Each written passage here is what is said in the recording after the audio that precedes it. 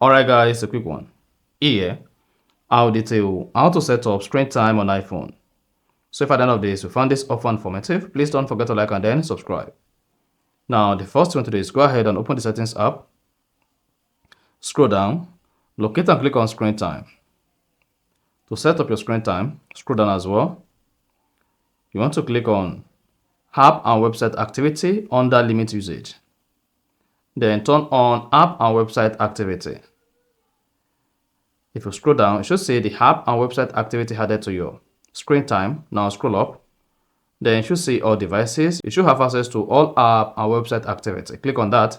Then this is going to report all your activities on your phone henceforth. And then you can also come here to lock your screen time with a unique passcode. Click on lock screen time settings. Type in your screen time passcode.